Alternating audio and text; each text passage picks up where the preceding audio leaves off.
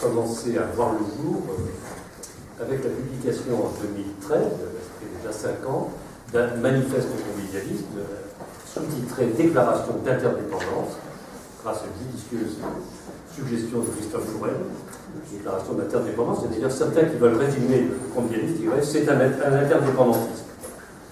C'est une possibilité. Ce texte était signé par 63, si je me rappelle bien, 66, j'ai un doute, intellectuels, alternatifs, francophones, principalement français, mais pas seulement.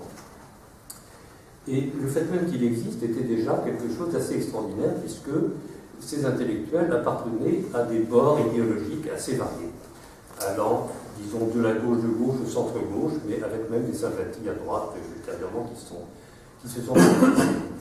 Ce qui les réunissait, c'était le sentiment de l'urgence absolue, de lutter, ne serait-ce qu'intellectuellement, contre l'hubris, contre la démesure, qui s'abat sur le monde et dont la traduction la plus manifeste, et le déchaînement d'un capitalisme rentier spéculatif, avec son idéologie de base, le néolibéralisme. L'autre conviction, plus positive, était que ce qui nous fait le plus défaut pour nous opposer à l'hubris, à cette domination du capitalisme rentier et spéculatif, je ne parle pas du capitalisme en général, je parle du capitalisme rentier et spéculatif, ce qui nous fait le plus défaut, c'est au fond une pensée politique alternative, une idéologie politique, une philosophie politique, comme vous le direz, alternative.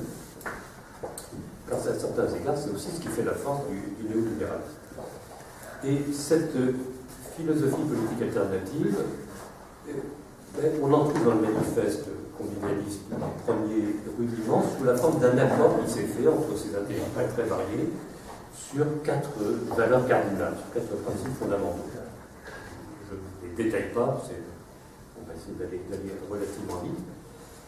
Ce texte a eu un certain succès, une certaine audience, il a été traduit dans une dizaine de langues, débattu dans une dizaine de langues, de pays. On a recueilli bien sûr les signatures, les accords de pas mal d'autres intellectuels mondialement connus.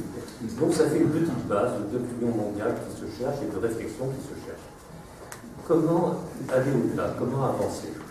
Il y a 3 grands axes qui se cherchent, qui sont en cours. Le premier, on est en train d'essayer de réaliser, c'est la constitution d'une liste de discussion internationale qui regrouperait un beaucoup plus grand nombre d'intellectuels mondialement connus, d'intellectuels ou d'universitaires mondialement connus, mais aussi des personnalités scientifiques, des personnalités morales ou religieuses. Je crois qu'il devient urgentissime d'échanger à l'échelle internationale entre eux des personnes qui sont des faiseurs d'opinion dans leur pays respectivement. Excuse-moi, Claude, je parle toujours trop bas. Voilà, ça c'est le premier axe. Le deuxième, c'est ce à quoi vous assistez ce soir, c'est l'idée qu'il faut aussi agir à l'échelle nationale, bien évidemment, et pour agir, il faut dépasser ce qui était le noyau initial du convivialisme, à savoir un noyau d'intellectuels alternatifs, et l'ouvrir sur des gens qui partagent les mêmes idées, les mêmes préoccupations dans leur domaine d'activité respectif, que ce soit l'hôpital, que ce soit le sport, que ce soit la justice, la prison, l'école, etc. En essayant de mettre en place un système de va-et-vient entre une réflexion théorique générale, qui cherche à s'approfondir, et puis des réflexions plus pratiques, plus engagées sur le domaine particulier, et les deux s'enrichissant les uns les autres.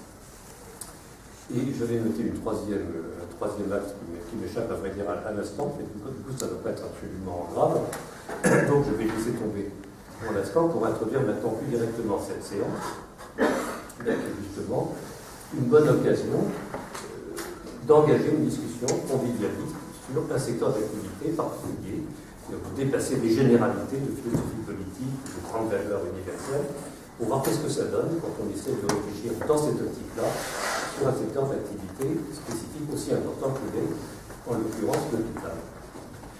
Alors, avant de passer la parole à nos intervenants, le quatrième n'est pas encore arrivé, je voudrais quand même signaler que la discussion a un enjeu un petit peu compliqué. Un peu compliqué parce que la question est de savoir qu'est-ce que la philosophie convivialiste qui se cherche, qu'est-ce qu'elle peut apporter une réflexion sur l'hôpital. et qu'est-ce qu'elle peut apporter de spécifique.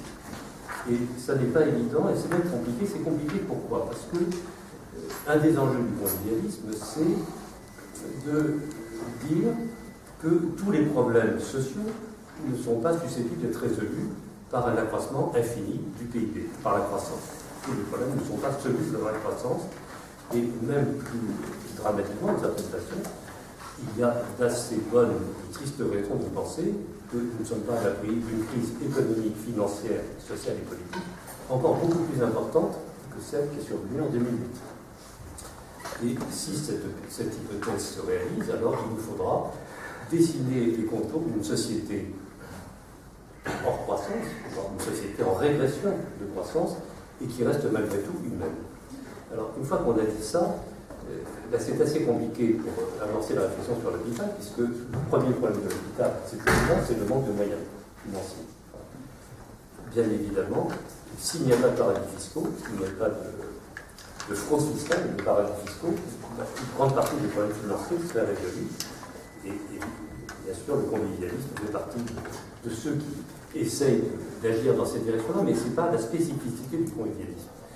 Notre spécificité, c'est de se demander qu'est-ce que l'on peut améliorer dans le domaine de l'école, dans le domaine de la justice, dans le domaine du sport, et maintenant dans le domaine de l'hôpital, même s'il n'y a pas de moyens financiers supplémentaires. Qu'est-ce qui fait problème dans l'organisation de l'hôpital, indépendamment, même si c'est inexplicablement lié, indépendamment des seuls problèmes financiers. Voilà. Ben, c'est une soirée test. Qu'est-ce qu'on peut dire de tout ça?